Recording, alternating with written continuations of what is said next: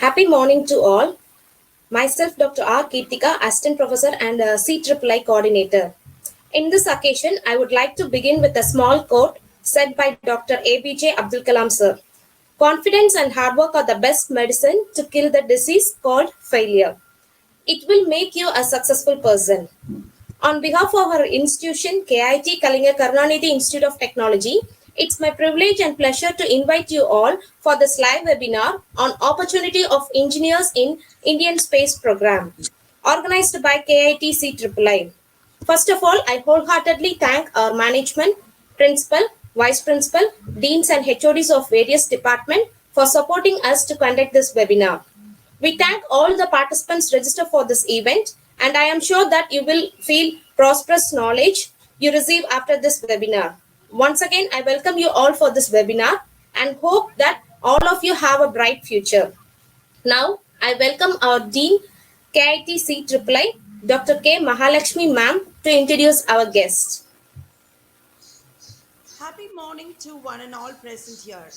I join with Dr. R. Kirtika, Coordinator, CIII, in welcoming all for this thought-kindling and inspiring talk by our chief guest with a gratitude note to our management who has been a motivating catalyst for all the successful events. It's a great honor to welcome and introduce our chief guest of the day, Thiru.T K Sundaramurthy sir, Mission Director, retired, ISRO for the day. Thiru.T K Sundaramurthy sir joined ISRO Satellite Center after completing bachelor's degree in mathematics from Sacred Heart College, Tirupattur, DMIT Honors in Aeronautical Engineering from Madras Institute of Technology and ME Distinction in Aerospace Engineering from Indian Institute of Science, Bangalore, in initial capacity as mission analyst. He served in ISRO Satellite Center for the 4 decades in various capacities, positions, and responsibilities in the spacecraft technology domain, namely mission operation, management of communication of spacecraft for ISRO. During initial period as mission analyst, he has contributed significantly towards the realization of India's first experimental communication spacecraft, Arret Passenger Payload Experiment, Apple. Having acquired this rich experience, he moved to Mission Development Group to take up higher responsibilities in mission operations of communication and satellites and served in various executive roles such as project engineer, pro- sorry, mission planning, analysis, and operations, starting from conceptualization and realization on turnkey basis. These contributions have been reflected in terms of technical papers and reports generated by him and presented in various technical forums from time to time. As mission director, he was a main architect for the design and successful communication of the state of art communication satellite, a joint venture from ISRO Antrix for Europe, overcoming various odds proactively during the course of realization of the prestigious project. One another high-end communication satellite, Avanti, service provider in UK, was another feather to his cap towards his credential. He had the special privilege of associating with international space agencies closely during execution of these projects. Upon successful completion of W2M operations, confirmed Team Excellence Award, confirmed for successful communication of ISRO's Advanced Meteorological INSAT 3D. An ISRO representative attended many international technical conferences.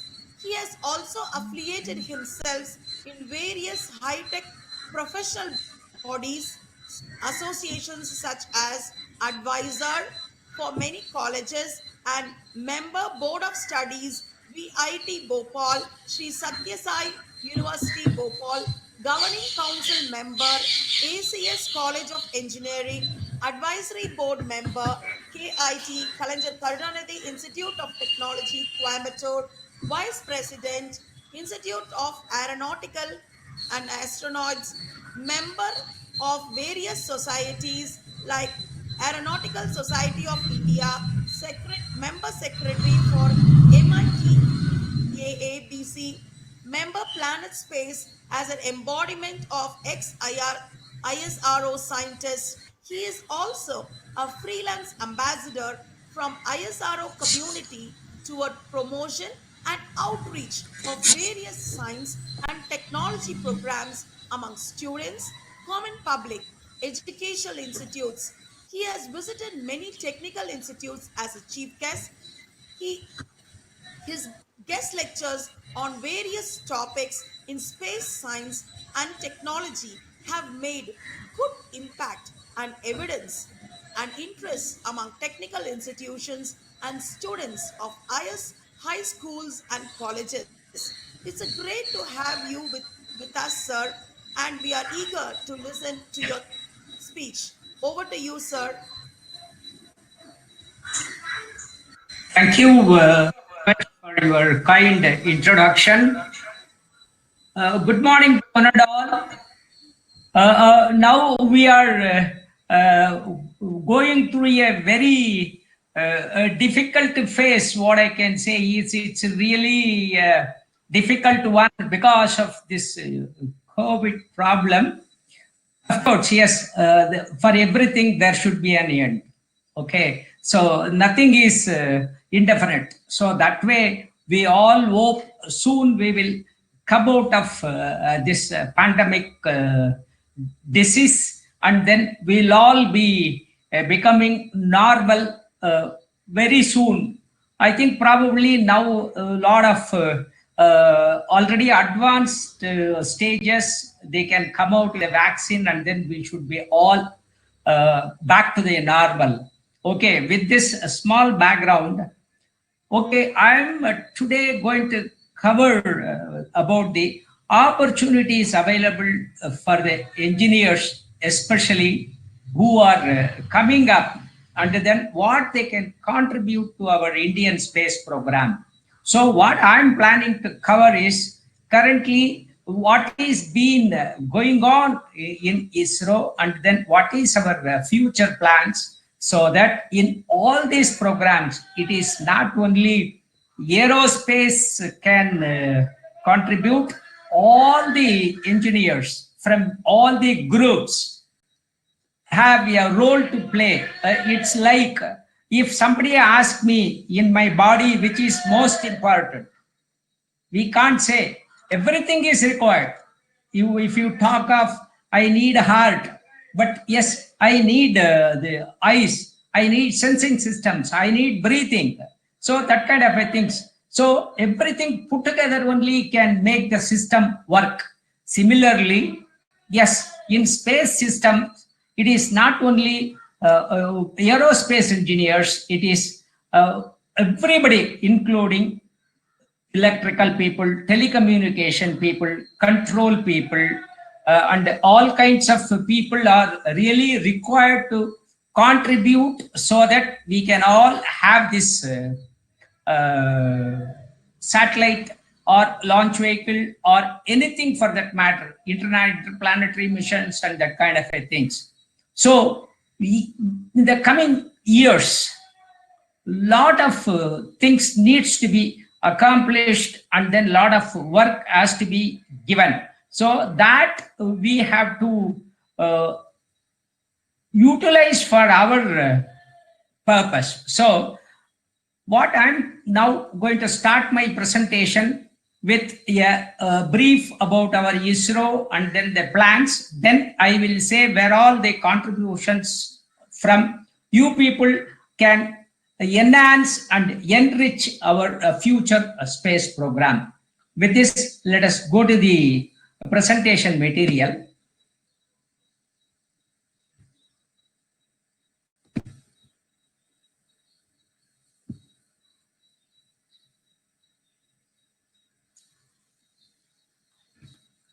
I think the screen is visible to all of you.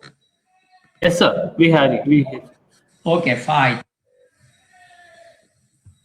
So today the topic what we have chosen is opportunities for engineers in space program. Okay, you can reach me this email ID kapila666@gmail.com. Okay, I think this is my one of the old picture, which is what is this figure which you are seeing? If you somebody ask, even if you Google it, they will say that the first rocket is been invented by Chinese, Russians, all kinds of things they will put. But I wanted to differ. Way back by our Tipu Sultan is the first Indian to use rocketry without knowing the science behind it. He has used it in the first war against the British. He didn't do wonders. He has simply took a bamboo stick filled with gunpowder and then kept the sword at the top of it and then fired it. It is like our Shivakasi rocket, similar to that. Okay, but Shivakasi rocket and all other things have come because you all studied Newton's laws. So as per that, this is working.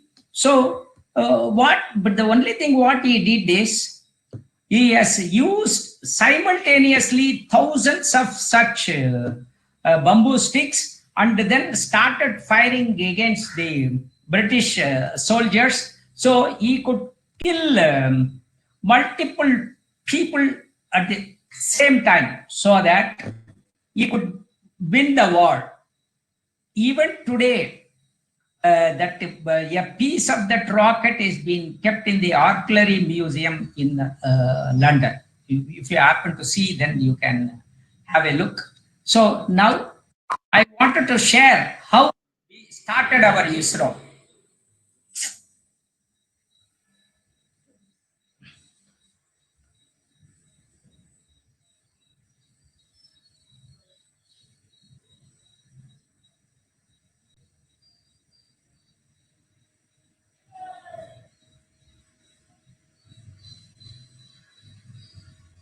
Okay, I just wanted to reproduce our space program's father, Dr. Vikram Sarabhai's statement.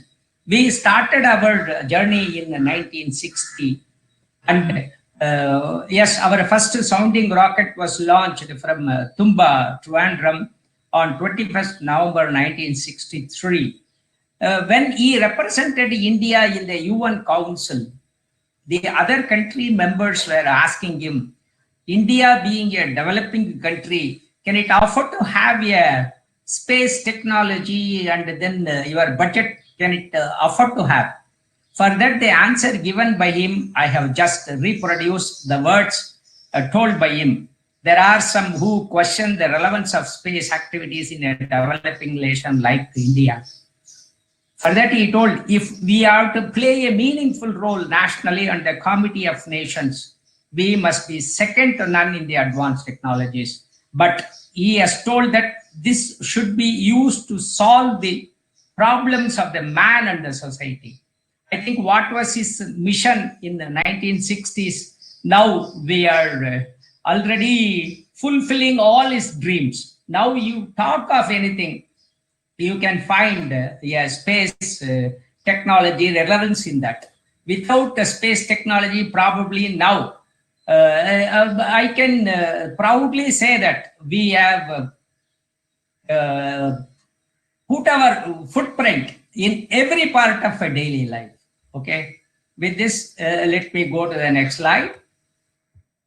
See, this is how our space program started in 1960s. That is, in 1962, it has started in a church building called Saint Magdalene Church, which is in Trivandrum, Tumba. Even today, that church is there where our space doyens were sitting, and then taken the space program to this level, and that has been kept as a museum. People happen to go to Trivandrum, they can even visit this. Then what you are seeing is, okay, some people are carrying something in the cycle.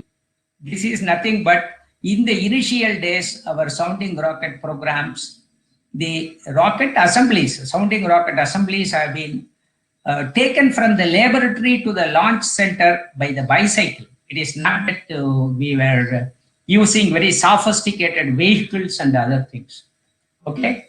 And then way back in 1972, our satellite center was initiated in Bangalore.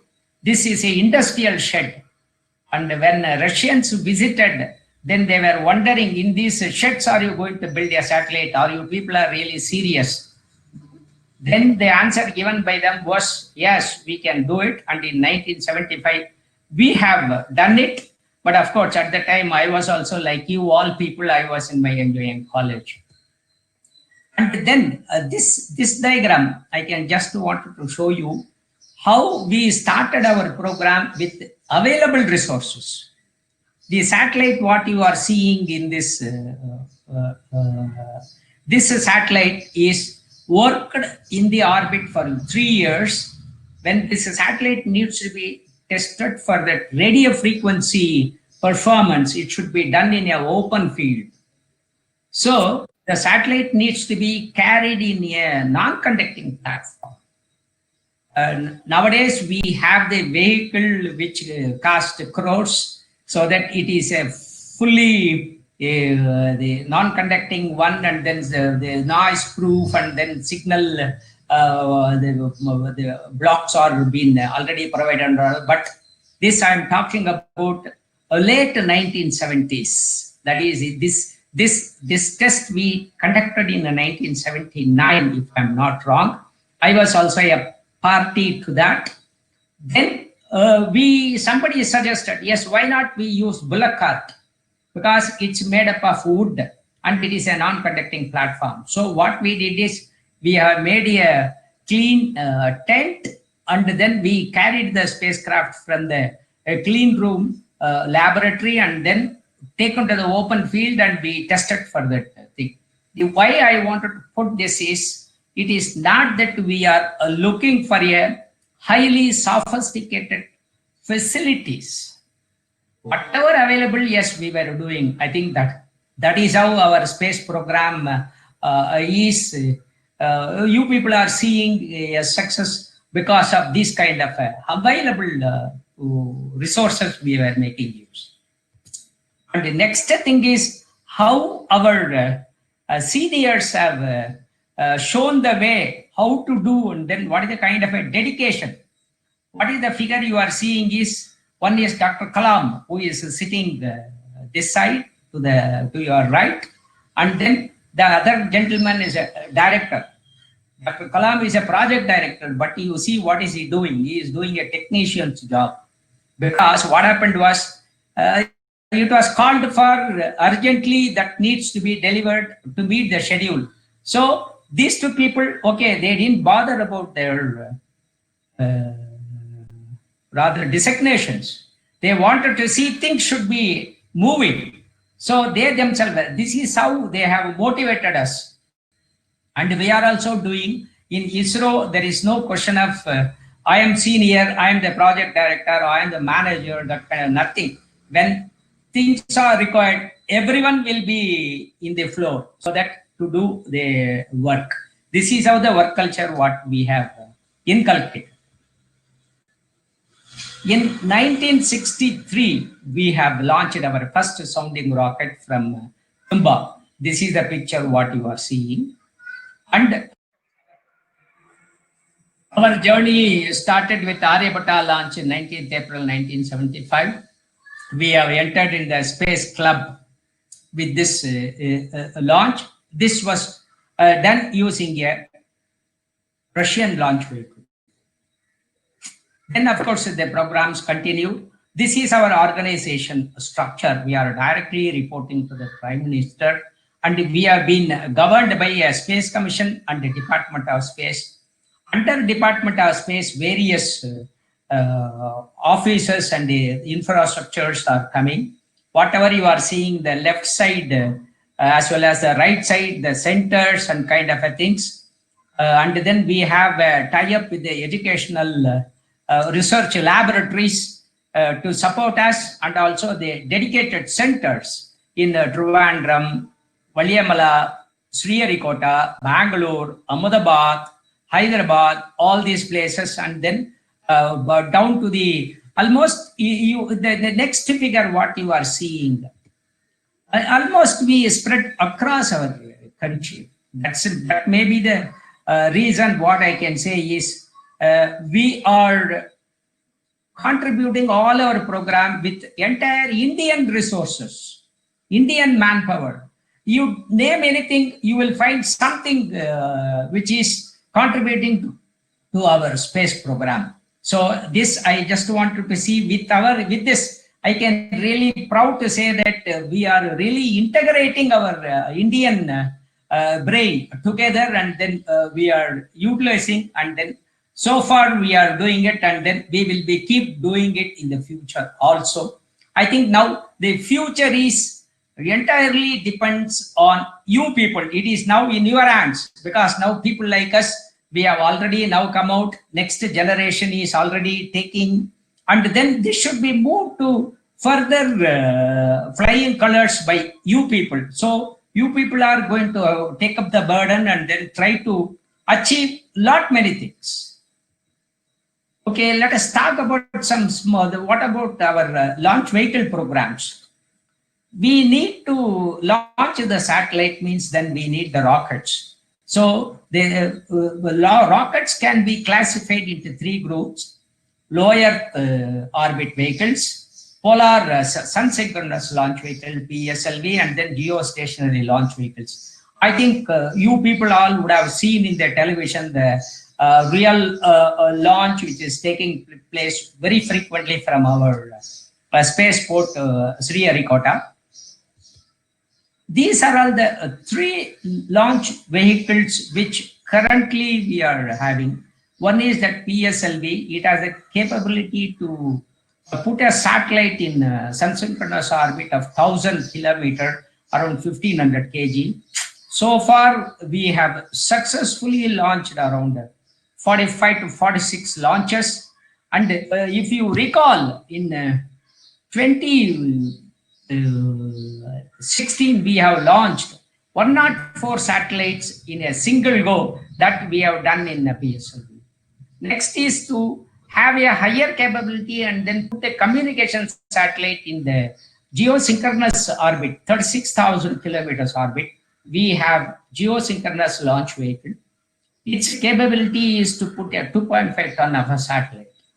That is not sufficient for us to meet our demands. So further we developed a vehicle which is GSLV Mark III, improved version of this with the latest additions and other things. Now this vehicle is capable of launching 4.5 tons to 6 ton in the geostationary transfer orbit.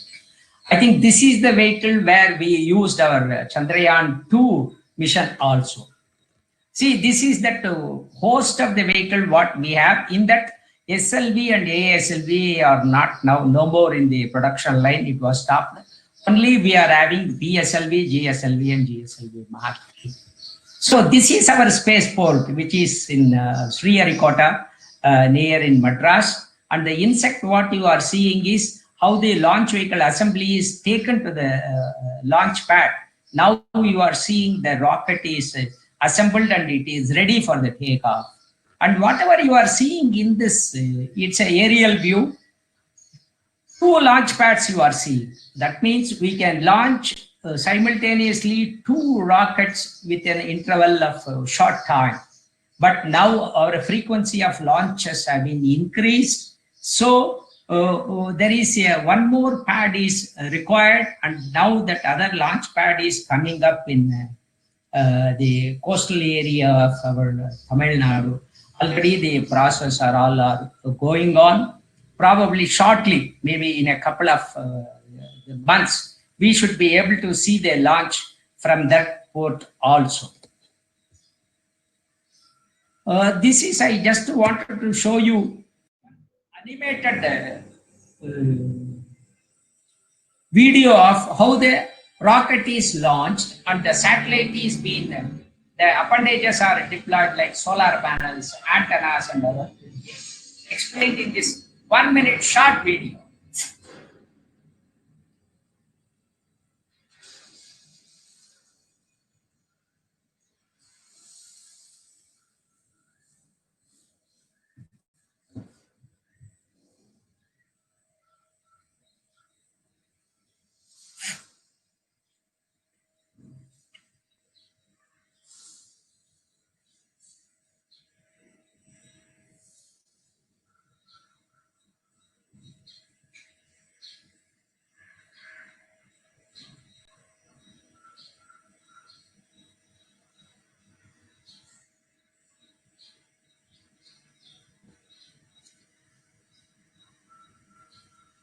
Yeah, I think. Well, let us talk of what is a satellite. It's basically derived from a Latin word called satellite. That means it is a slave doing all master's command. Whereas in our context, it is a moving object around a bigger one. That is here, the satellite is moving around the Earth, but we can predict the satellite where is it in the next moment, and subsequently where it is, so that the path can be predictable, and then we can make use of the satellite for various purposes. We will see in due course. Of course, you all know the first man-made satellite with the radio transmitters was launched in 1957 by Russia, and then it was followed by US, and then all others followed. I just wanted to give you some of the pictures of our satellite launches, and that, of course, there are so many. I don't want to go too much into details. Okay. The like launch vehicle family, now you are having spacecraft family. Like it is mainly meant for communication and meteorology, remote sensing, navigation and positioning, and scientific missions. Okay, let's see one by one.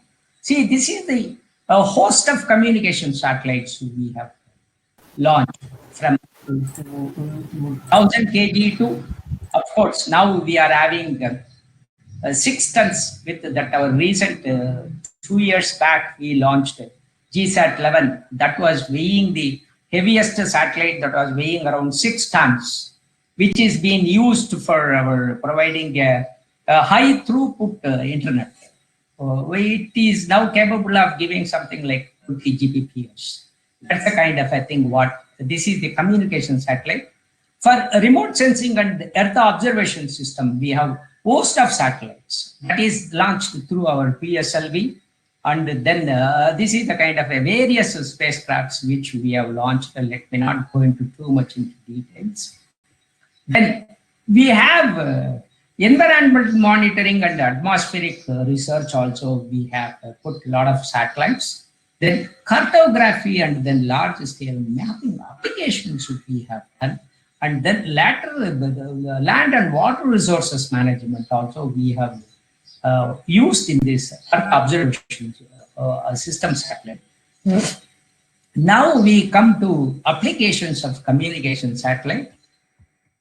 See, these are all the various usage of communication satellites, like TV broadcasting, mobile communications, then business VSAT communication, data collection platforms, meteorological images, disaster warning, and then whatnot, search and rescue payloads and all. We'll see one by one a little bit in the later. Of course, one very big societal applications what we have done is telemedicine via the satellite. Of course, you all know our country consists of a lot of villages, and they are not having a very good health facilities. localities. They are having only primary health centers. Then if they want to get some good medical assistance, so what we have provided is through our satellite, we have connected the village health centers to the nearby high-end hospitals, so that the patient and the doctor can communicate the problem of the patient to the high-end hospital, which is sitting in a metro or nearby place, and then they can consult and then get the done. So now we have almost established close to 1,000 such nodal points, so that all our high-end hospitals are connected. Now, not only with this, even our SAARC countries are also, they are making use of this facility. Next important thing is the education. I think as you all know, when you attend a class, your teacher, when she takes the lesson, it can be heard and then in an interactive mode by maybe 40 people or 60 people or maximum 100 people.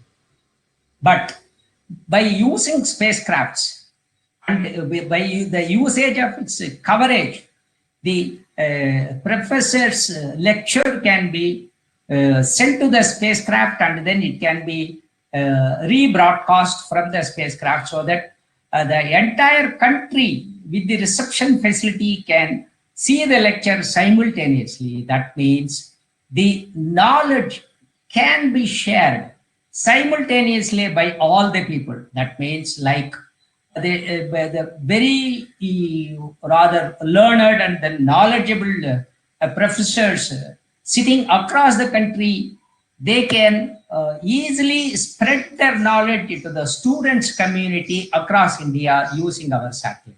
That is what our program, and we have exclusively launched one satellite called EduSat, and we are been connecting, and the people are making use of this facility. This is how that terminals are being there from the spacecraft. Yes, it is connected to the school, secondary schools, state capitals, and all other hub. And this is how that teaching is being given, and then it will be either two-way or a single way. That is, they can only see and listen. But in other portions, they can communicate also, so they can clear their doubts, and that kind of things are been happening with this. Next one is this village resources systems. So the village people are being connected through a village resources center called the VRC, and they can communicate to the nearby town, and their requirements can be taken, and then they can go for the produce and then get the day-to-day earnings from that. So for this also it has been made use. Then of course, anyway, telemedicine you have already seen. Next comes search and rescue systems, how the satellite is being made use. Let's see in a ship, if they are in mid of the sea and they get into some problem, and they have no way of communicating to their ground personals, then what they all will be having one transmitter which sends only the signals. That signal is called a distress signal. It's a beacon. So that will be picked up by the nearby satellite which is orbiting, and from that satellite it will be transmitting to the local users terminal. And from there, it will be transmitted back to the main mission control center. From there, the data is processed, and then they determine the actual position of the ship, and then they send a rescue team either by a ship or by an aircraft or by an helicopter. So this is how that search and rescue system is being worked, and then we are people are being making use of this. Next is, of course, our country is surrounded by sea in all the three sides. So naturally, we have calamity, cyclone prone, all the coastal areas. So what we are doing is with our satellite meteorological imaging systems, what you are seeing on the right side top, the images are being processed at an interval of 15 minutes, and then we will be keep monitoring and the cyclone movement and the kind of direction it moves and the kind of intensity what it is having, and when it can cross a landmass, so that a devastating effect is going to happen. So how to save the life? So this is what we have we are doing now with this kind of early warning system, that is a warning system. We have established around 1,300 or 400 such terminals along the coastal lines, and then we will alert them and then save the lives. Of course, that much only we can do, because infrastructures cannot be removed from there and then shift it and then bring it back. That is not possible. So we save the human lives. That is how it is functioning. Then next big advantage, what so far what we have seen is communication and meteorological satellites. Now let us see in the remote sensing what are the applications what we are having. Anyway, we will see in the subsequent slides the applications in detail. But as far as the users are concerned, mainly to start with, it was only government departments, and state government has started using it. Now private sectors, NGOs are also making use, and even now academia, that a lot of universities are taking the satellite data for analysis. Because what is happening, the data is available, but the interpretation of the data and the kind of finding out something from the data is not a unique one. I think people can interpret in their own way. One small example, if I can give, you take a tumbler, you just pour water. Okay, maybe not to the brim. Then you ask people. Some people will say that, no, the tumbler is empty, 3/4 of the tumbler is empty. Another fellow will tell, no, it is 3/4 of the tumbler is filled with water. But the tumbler and the quantity of water remains the same, but how the interpretation is coming. So this is how the data, yes, it is the scientists and physicists will look at one angle, but the students, they will be looking at in different angle, and then they can come out with something. That is how now universities are being allowed to access the data and then come out with that. But now what I can say is, from our Chandrayaan and Mangalyaan, the data collected is so vast, it is available for the people to analyze and interpret. In this, there are a lot of opportunities available. A lot of startup people are also already in the picture, and then they are already taking it and then using it. Even a lot of universities are tied up with our ISRO, and then they are taking the data and then they are doing all kinds of analysis, and they are coming out with some new findings. Okay. See, we'll see that like communication satellites, Earth observation satellites, the applications wise, if you look at it, one big advantage is from agricultural and then soil mapping. With this we can estimate the crop production, and then soil and land degradation mapping we can do it. Then watershed development we can have. Then maybe we can take up some particular key place and then make it horticultural revolution we can do. So that is how this agricultural and soil management is being done by our remote sensing satellites. Next comes forest and environmental and biodiversity. That is how the forests are being kept, and then how fast the forests are all vanishing can be estimated. Then forest to fire, and then to where all there could be a possibility of the forest fire can easily be predicted, and then we can avoid that. Next comes, of course, water. This is the main source. This potential water drinking zones can be obtained using our satellites. And then reservoir sedimentations. This is one very big advantage what we have is now we have dams have been built maybe over the 50, 60 years back. But what is happening, as the time progresses, the water storing capacity will keep coming down because of the sediments growth. So that sediment growth, you will not be able to make it by any other means, whereas with our satellite images, we can come to know the depth of the water and then we can see the surface. From the originally the planned depth to the present depth, we come to know that already there is a deposit of some X feet in the dam. So those, with this, the sediments can be removed and then we can increase the storing capacity and then we can make use for all other purposes. Next big use is that the usage of the land. Where all the bare lands are where all wastelands are there, and then how to utilize it. Similarly, this is used for large scale mapping. This is used for infrastructure buildup, for making the roads and other things. We can make use of this facility. Next comes weather and climatic changes. Though we have communication satellite in the synchronous orbit, we are appending with this satellite because its turnaround time is very fast. That is the satellite, but the only problem is it can see the place only for a short duration, only 15 minutes it can see, but it can see it very frequently.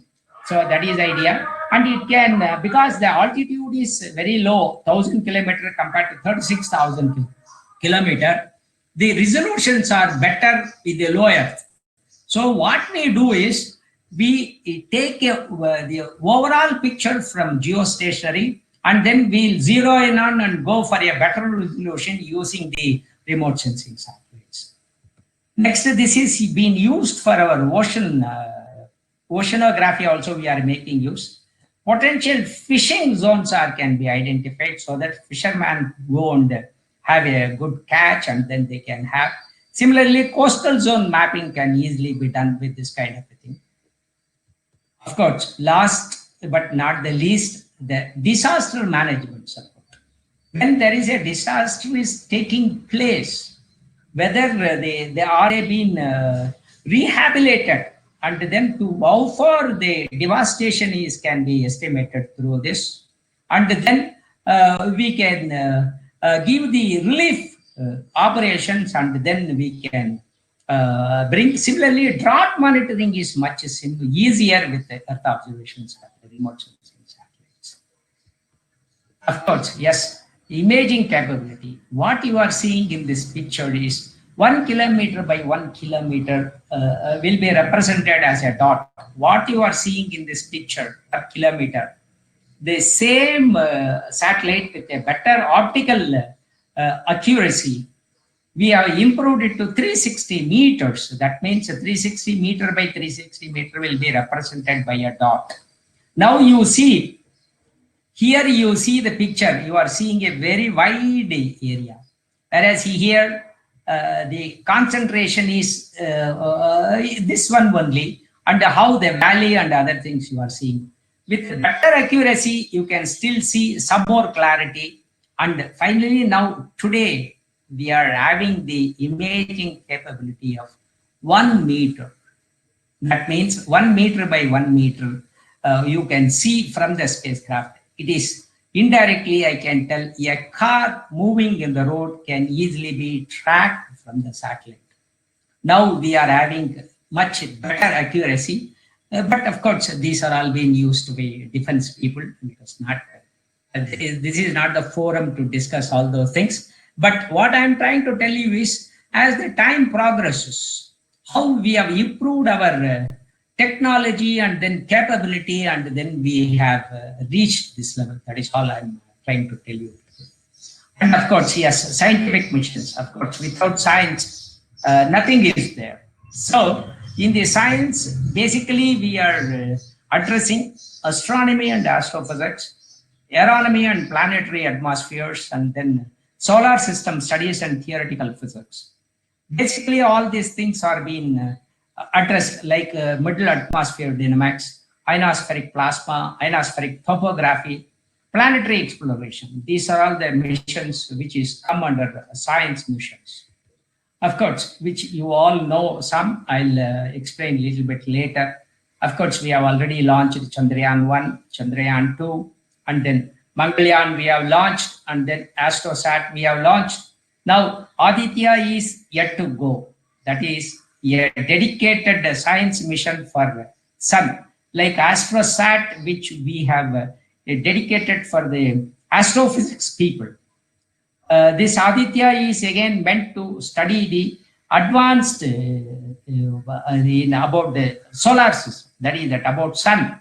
That's where solar cartography is the main study for that. We will see little later. And one more thing which I wanted to show you, this whatever you are seeing in this diagram, this is taken by Galax, which is sent by NASA. You know, its resolution is 6 arc-second, whereas our satellite Astrosat, the same constellation is being given with 2 arc-seconds. That means the data comes with very high resolutions. The interpretations are become much better, and then we can have a better inference out of these data. That's what I just wanted to show you people. And Aditya is anyway, as I told you, this is first Indian mission to study Sun. And these are all the payloads which is supposed to go. And it is going to be launched in an orbit called Lagrangian point, where the satellite will be stationary, and one side of the satellite will be looking at the Earth for the data transmission. The other side, all the instruments will be looking at the Sun. Almost 24/7 a day, and then like that, so that always the satellite will be pointing towards the Sun with the instruments, whereas backside it will be seeing the Earth, so that the data can be transmitted whatever it is receiving. Of course, let us not go too much into details. The instruments are all called cornographic, UV imager, hard and soft X-ray spectrometers, and all those things. Now, of course, Chandrayaan 1, of course, we launched in 2008. And of course, this, though there were earlier lot of moon missions have been taken place, but with our Chandrayaan 1, we have shown the world moon is having the water. I think I can proudly say that we Indians have proved the availability of water in the moon on ambiguous data. Okay, towards this, we have established 2 big antennas of size, 18-meter antenna and 32-meter antenna. For that, we have already established. Now, the Mangalyaan mission is being supported by 32-meter antenna. Of course, Mars mission, you know, this is the one of the cheapest mission whatever the world have so far done to launch a satellite to Mars. Our budget was the minimal one, and we could achieve this in 18 months of time. What simply we did is, we have taken all proven subsystems and assembled the satellite, and then we have launched, and India was the first country to enter into Mars in the single attempt itself. Even today, China has not yet successfully orbited a mission around Mars. Russian did this after 7th attempt, and the US succeeded in their 6th attempt. So, but we did in the first attempt itself. So that is again one of the proud moment for our Indians. Of course, then further explorations, what we are planning is, we are now planning to have a Venus orbiter mission, and then XPO-SAT. This is again the for the physics people, and then for the main astrophysics community. Okay, then Chandrayaan 2, you all know, we have already launched, and then Chandrayaan 3 is already in the coming up, and then soon you will be having a launch. Similarly, Mangalyaan 2, it has already been configured, and then it is already in the building stage, and then shortly this also is going to be launched. Next important thing what I can say is that positioning and navigation. You all people having a mobile, I think that I need not tell. But to determine the position, you are using GPS, that is that global positioning system. But that global positioning system, okay, it is though it is available worldwide, it comes with some rider. When you need a positioning accuracy with a better accuracy, okay, then US can have the right to deny. So during Kargil war in 1999, we wanted to monitor our border troops movement. At that time, we have asked them to enhance the accuracy of the positioning monitoring, but the USA denied that. So once you are pushed to a corner, then you will find out one more new way. So what we have done is, at the time, the Prime Minister Vajpayee has called our chairman and then asked him, can we do something on that? Then we have immediately taken up the task, and then we have come out with the options that I will. For global positioning satellites, there are 24 satellites in the 6 planes, and each plane consisting of 4. So 24 numbers of satellite. Another 4 numbers are spare to that. With that, like this, they are having the constellation and then providing the accuracy. But what we are providing is, just a minute. Sorry, mine is going on. Okay. Okay, so we have designed a system which is applicable only for our Indian territory. That is 1,500 kilometers we have covered, and then with 7 satellites. You recall GPS is using 24 plus 4, whereas we are using only 7 satellites, and we are achieving a better accuracy than what GPS. GPS can give roughly around 50 to 60 meters, whereas with this we can go as precise as a meter or 2. That is the kind of, I think, what we have done. This is another, already the configurations has been established, and then it is available in 2 mobile phones, but it's in the high end. I think the mobile phones are around 30,000 rupees. But already work is going on to bring this at a lower cost, so that everyone will be replaced GPS with our own positioning system called Navik.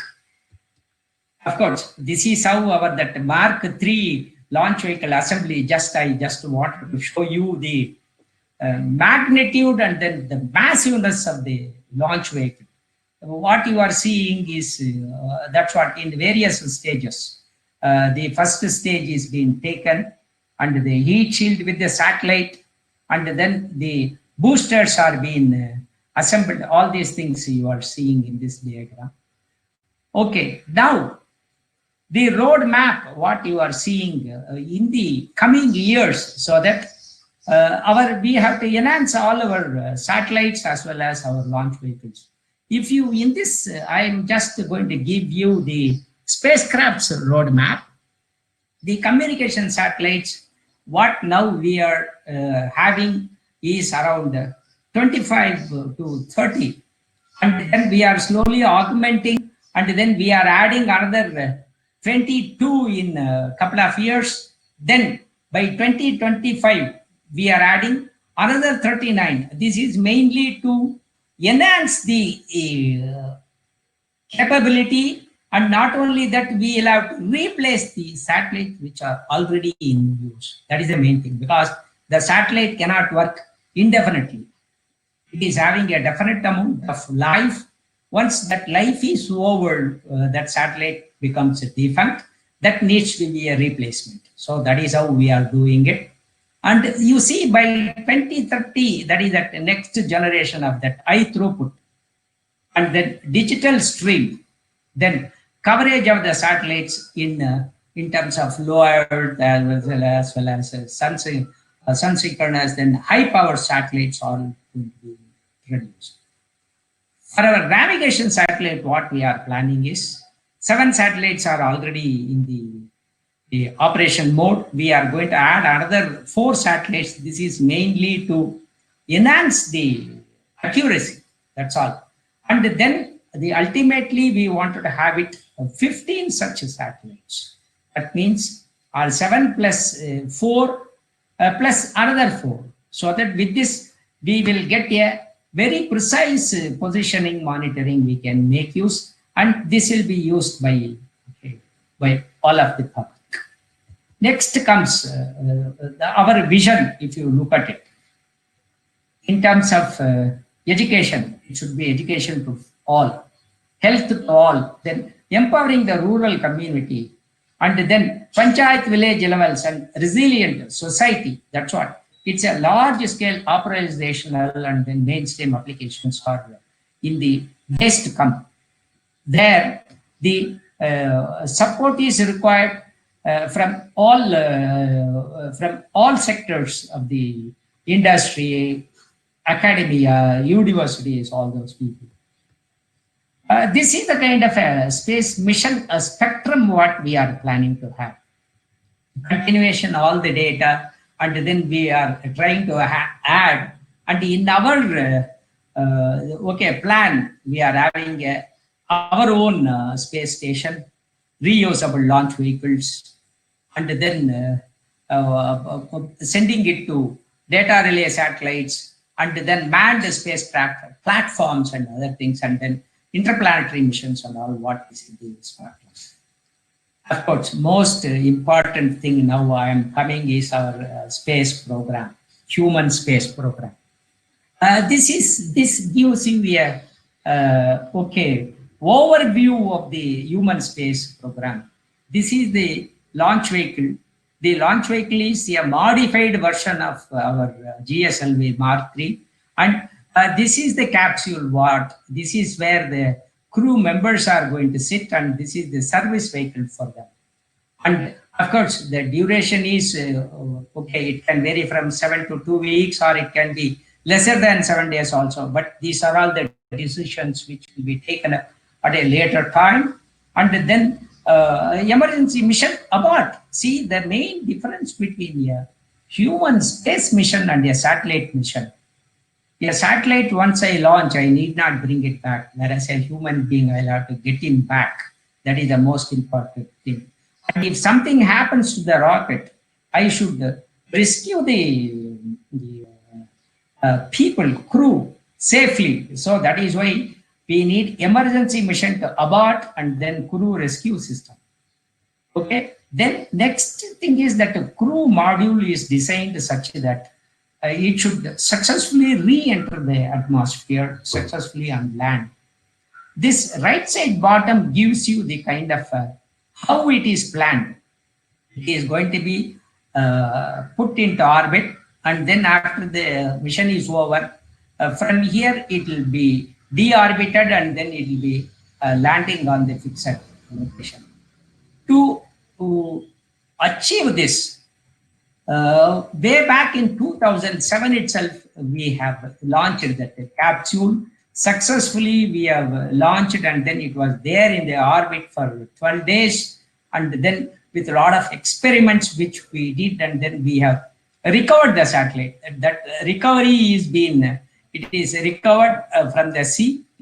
And then this was transported back, and then this piece is still sitting in Trivandrum exhibition, so people can have a look. This piece has already gone to the orbit and then brought back. So this is the kind of launch vehicle modification. This is our GSLV Mark III, and this is the modification which is being carried out, and already the test launch has already been over, and this is called the crew escape system. This is the crew module. What you are seeing is this is the service module.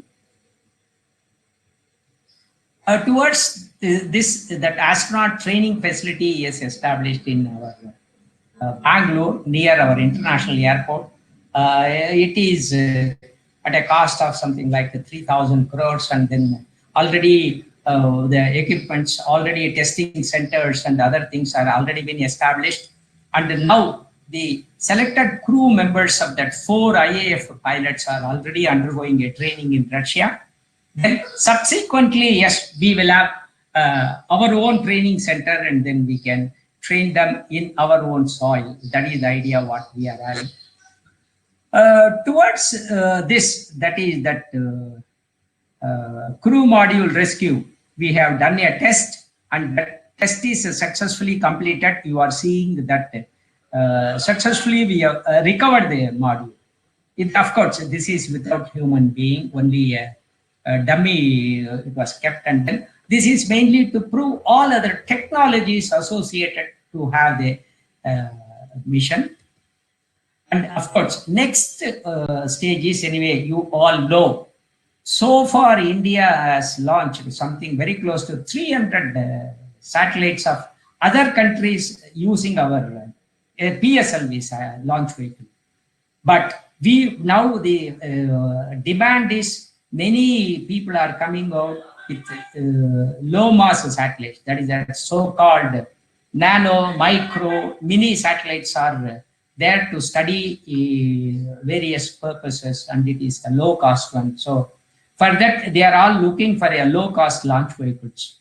So to meet that requirement, there is a small satellite launch vehicle program is already on, and it is almost ready, and it was supposed to be launched in the January or February, but due to these problems, it is getting postponed. So with this, we have the capability to launch it in a 500-kilometer orbit of something like 550 kg, or if it is a 300-kilometer, 830 kg. That means up to 830 kg, we can have many number of satellites packed and then do it launch. This launch will be definitely cost effective when compared to anybody else in the world. That is where I think people are coming to India to launch their satellites. Okay. Towards this is another big one. There are a lot of private players, and then we also need a lot of manpower to meet all these things. Then the next thing is air breathing technology, because in a rocket, the main thing is the propellant what we have. So for oxidizer as well as fuel, we'll have to take it. But now there are advanced stages to have air breathing engines. Okay, so that the oxygen amount of oxidizer to be carried can be reduced, so that the payload capability can be improved with this. This is already been demonstrated, and it is in the advanced stages, so that once this is through, then we can have our two-stage to orbit that I will come on. Next big one is that reusable launch vehicle. I think now you people all will be knowing SpaceX. He is after the launch, he is rescuing the stages and then reuse it. I think now the first stage has been, the maximum reuse has been done is 6 times successfully. That means the cost of each launch can be brought down, and then with that, okay, you can have a better the utilization of the rocket and the money, whatever you have. So as an example, I can tell you, currently with a conventional launch, once you launch, the rocket is no more, rocket is perished. For that, if you approximately take the cost is around $5,000 a kg, whereas with this reusable launch vehicle, it can be brought down by one order. That means $500 a kg. But excess money can be used for, again, further developments, and then we can put that money elsewhere to have advancements in our space technology. That's what I just wanted to have. These are the tests what we are already doing in various stages. Already we are in the phase 4 of this program. Only 5 and 6 are pending, and then we will be doing it in a couple of years, and then we will have our own reusable launch vehicle systems. The ultimate what we are looking for is 2-stage to orbit. That means the technology required are all semi-cryo. It is a somewhat more efficient but less costlier than the complete cryo. Okay. Then comes aerothermodynamic characterization of the winged body. It is a winged body one, so that it will be like an aircraft. It goes and then again it lands. So that is the idea of having this. Then comes reusable structures. That's what, as I was telling you, it will be like an aircraft. You are making use many times. Like that, this is going to be used. And next, the thermal management system. That is what, when we pass through with the high speed in the atmosphere, it creates a large amount of heat. That heat has to be somehow to be reflected out, or it should be absorbed, and that kind of things. Of course, then we are at have unmanned autonomous landing technology also to be come in that. Then we are having for landing purposes, we are using parachutes, airbags, and thrusters and whatnot. Of course, all these things anyway, you need the autopilot, navigation, guidance, and control system, and then landing regimes are all to be done. I think these are all been already in the testing phase, and then we should see shortly, maybe in the couple of years, we will be having this into our thing. Next big aim what we are doing is, currently we have a Mark III vehicle which is having a capability to put a object of 10 ton into low Earth orbit. We wanted to increase it to 100 tons so that you can send a man to moon and then bring him back, or send send to Mars and then bring it back. This is one of the very ambitious program for our Indian thing, and this is what is being done in the launch vehicle. Okay, for that, yes, of course, a lot of these things are being in various stages, and for this to accomplish all these things, a lot of manpower is required. Of course, our government of India is also keep giving the required money, but of course they also have a limitation in the resources. So now I think this is already in the going on. They wanted to privatize some of these things to be played by private industrials. But currently we are having tie-up with somewhere around very close to 150 industries across the nation to provide the requirement to meet the launch satellite requirements as well as rocket requirements. But that requirements have keep growing.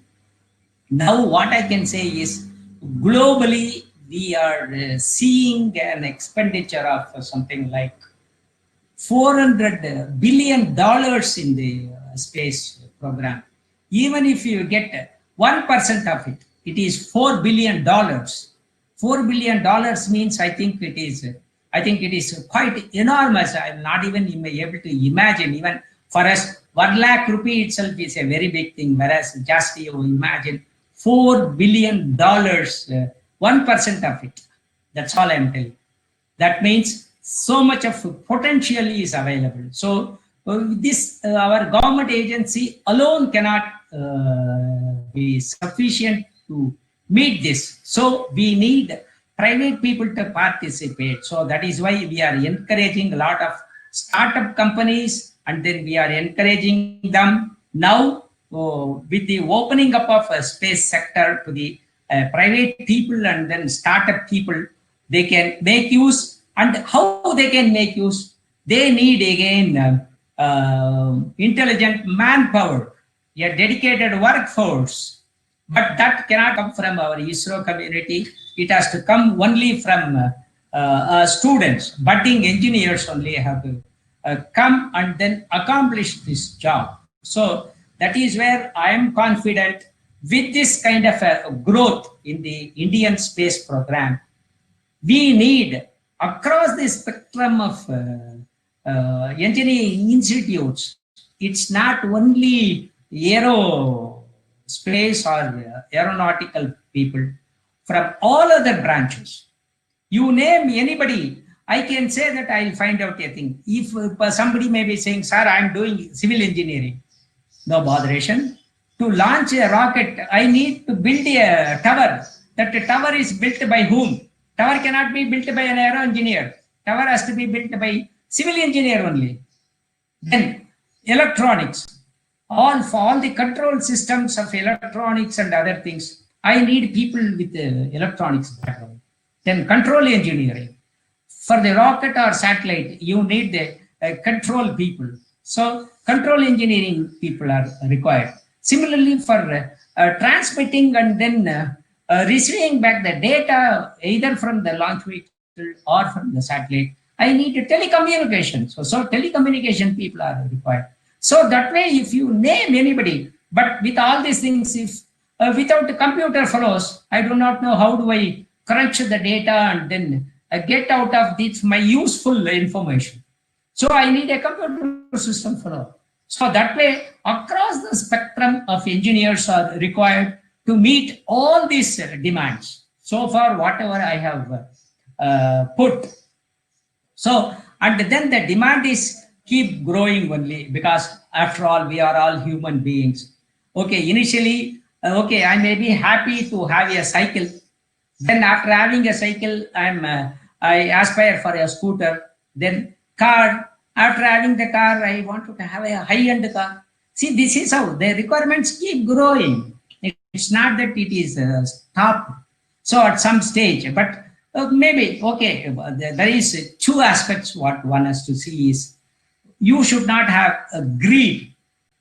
Okay, there should be a genuine requirement. To meet that requirement, yes, you can stretch yourself to the maximum possible. So that way, for you people, whereas when we studied for our future at that time, we were also not knowing how we are going to be utilized by the country. But anyway, I think always there will be an opening. You can get into something, but only my request is put 100% effort and do the things with the dedication. You will definitely achieve, and then you will get into things. And like the satellite programs, we have the roadmap for the launch vehicle programs also. I think these are all anyway, but let me not, I think already I've surpassed my time. This is how the vision, what you can say is, it is that operational services in communications and navigation, enhanced imaging capability to have our border managements, and then space science missions, of course, we wanted to have solar system as well as universe we wanted to make. Then heavy lift launch vehicles, you have already seen, we should now develop a vehicle which can go to Mars and then bring them back. Then interplanetary and exploratory missions. Then comes reusable launch vehicles. Of course, that is the last one is human space flight.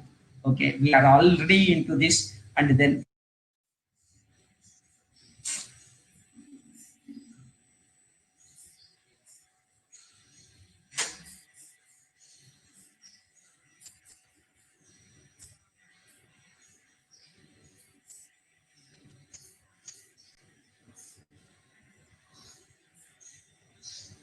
this is what our future vision, benefit every citizen. This is what our main aim is. Then literacy and mass education, then vibrant space industry. That is that we should play a vital role in our space world. Then that's what, that global space presence. Then the spirit of exploration of the interplanets. Then of course, space environment and scientific activities. Then leapfrog to higher technologies. before I could conclude, always I have this slide. Sky is not the limit for us. Nothing is impossible with the hard work, and nothing is possible without hard work. We Indians are better among the best in the world. Of course, still a long way to go, isn't it? Thank you so much for your patient listening. I think now I hand over the session to the... Hello, sir. Yeah. So some questions are in the chat window, sir, at the right side please. of the screen. So, can you able to see, sir, the chat option? No, not yet, ma. I think... Okay, sir. Shall I read out some questions right from the audience, 1 minute, ma. 1 minute, ma.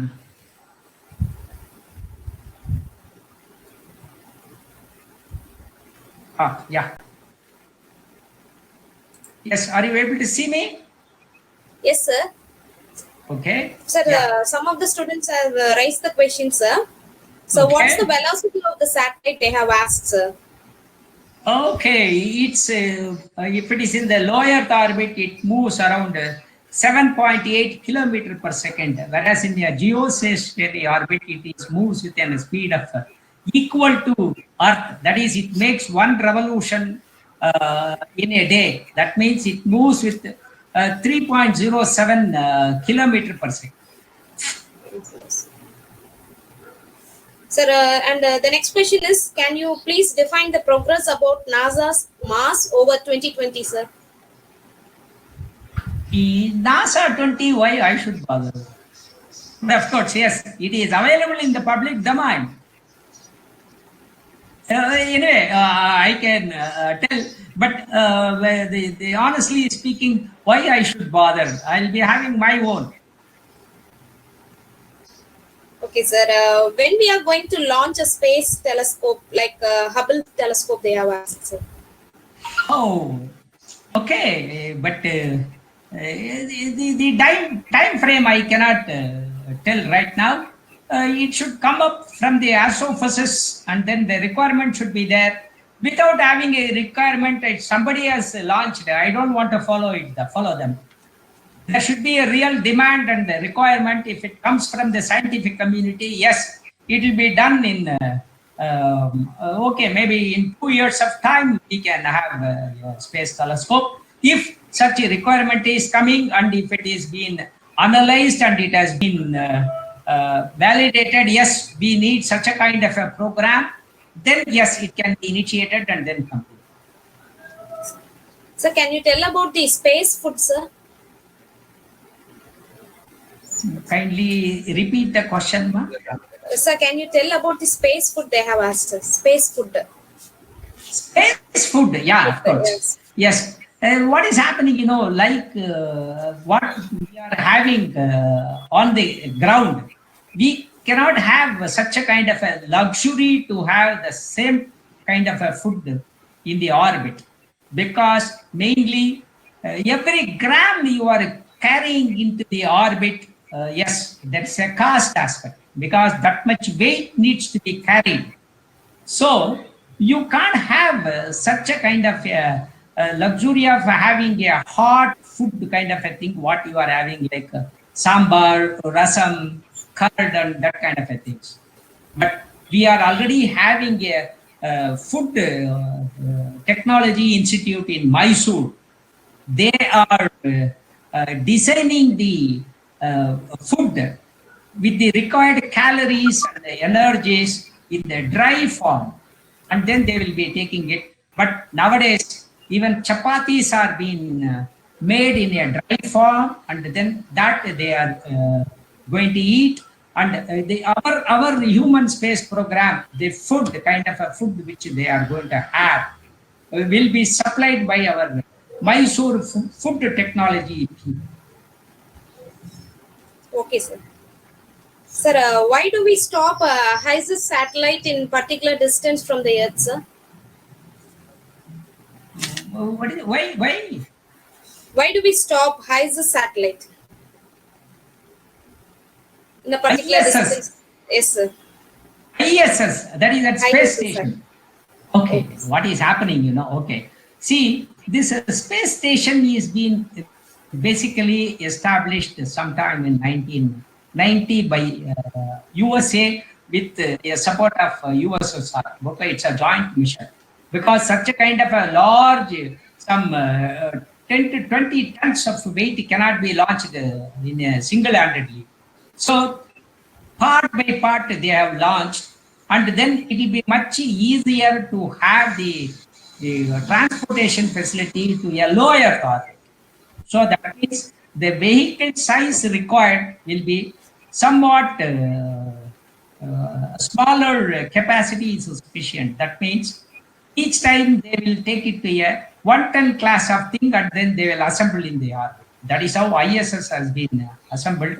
And basically, ISS is being used to study the environment and all our Earth associated things. So, as the distance is keep increasing, your optics resolution has to be better and better. That means the optics size requires becoming bigger and bigger. I'll tell you one small example. Now, you are standing okay, in the road. Then just look at to your front. Maybe you can see an object with 10 feet. A person is sitting, rather standing, so that you can see clearly. But with a telescope in my hand, I can view a fellow who is just 500 meters away, but because of the telescope technology, I can see it in a much better detail. That means the telescope, the kind of optics what I'm going to use it. As the distance increases, the complexity of the optics also becoming complex. So there should be a via media, because if I keep a space station in a lower orbit, something like 100 kilometers or 200 kilometers, its lifetime will be lesser. In couple of years, it will come down because of the environmental degradations and other things. It will come out. So at a 300 kilometer altitude, of course, though it is also not a very stable orbit, there are a lot of disturbing forces acting on that, but it can be corrected with minimal amount of forces and then maintain it.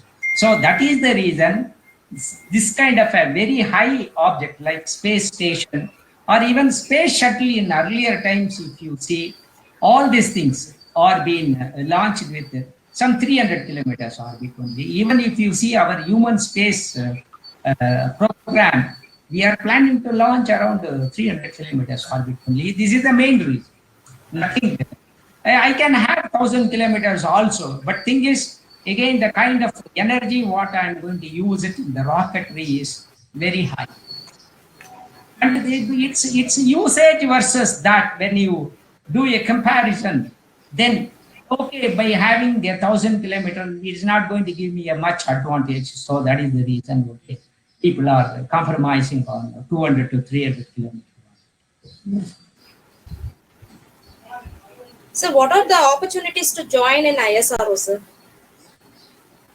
Join, okay, but in my days and all, there was only an interview. Now, anyway, as day passes, the competition also grows, and the kind of number of availability is also shrinking.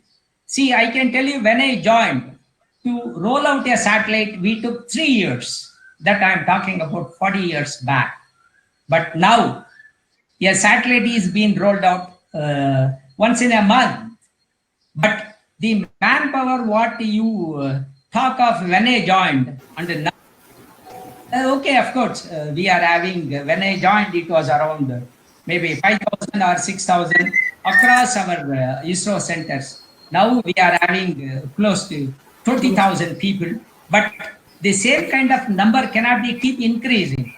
So that is how we are bringing other private players and all. But yes, we also have the manpower required. But first thing is, you should excel in your exams. Your exam is the only entrance to get into ISRO, because I cannot see your intelligence by no means. I can assess only through marks. After that, yes, it will be filtered and then they will be called for written test, and then based on the written test results, they will be further filtering and then call for personal interview, and then they are recruiting. But this recruitment is being now made as pan-India level. Previously, each center was capable, rather allowed to recruit their own people, but now it is a centralized one.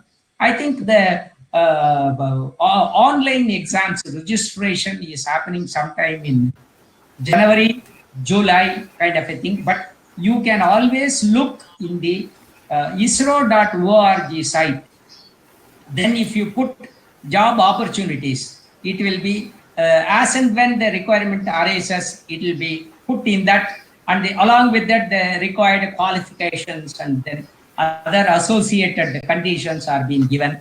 People who are all fulfilling it, yes, they can write and then they can enter into ISRO. But the main thing is you should excel in your studies. To quote one small example, I just wanted to ask one question. Who has landed the moon first? People will say Neil Armstrong. Yes, that is true. But the originally planned first human being to land on moon was Buzz Aldrin. But the only problem, few seconds he had a thought from the spaceship. He had a little bit hesitation to get down. So immediately from the ground, the instructions were given. Okay, you stay back, Neil Armstrong can go. But is that fraction of a second you are not taken a proper decision now, you lost that one opportunity. So you should always be in the forefront. Take up the challenges and then definitely you will excel. Sir, one more question, sir. Do well, yeah. So how could the privatization collaboration helps in the development? Rather, we have enough resources and fresh brain in our own country, sir. Yeah, see, I'm talking about privatization with the Indian participation only, not from outside India. But of course, yes, I can make use. If somebody is interested in joining with us, yes, we will make use of it. What is wrong in that? But see to that we have the control over that. I think you should not be rather reporting to somebody else. No, I don't want to be. I want to be the boss. I want to be the main person.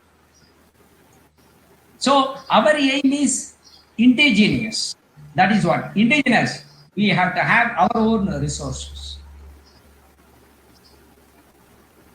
Sir, then how we can spend a few effective use of COVID time during this situation, sir? I think this is not my cup of tea, ma. See, the thing is, best thing is, if I know, I lay my hands. Otherwise, okay, I'm sorry, I don't want to get into this because nothing I can do. Instead of, but the only thing what I can say is, be safe, take care of yourself. That's all I can tell. Nothing more, nothing less. Okay, sir. Thank you, T.K. Sundaramurthy, sir, for the wonderful speech and informative presentation. You have given a lot of input, sir. The presentation would be able to know that the various participants from various places can able to know about the ISRO space and how it is used in education, telemedicine field, rescue system, applications and their technologies, etc., sir. You said about Indian space future visions also, sir. You have given a lot of solutions for the questions raised from the audience. I hope they are satisfied with your answers. And a special thanks to Dr. K. Mahalakshmi ma'am, Dean KIT CIII, for organizing this webinar. Our deep sense of appreciation to all the participants registered for this webinar. I hope it would be definitely useful to all. The feedback link will be shared to your respective mail IDs. I also wish to express my gratitude to our management, principal, vice principal, deans and HODs of various departments, faculty friends, students, and Infonest team for supporting us. Thank you. Thank you one and all. Thank you, sir. Okay, all the very best. Thank you, sir. Okay, I'm So now signing. Thank join. you, sir. Sir has left.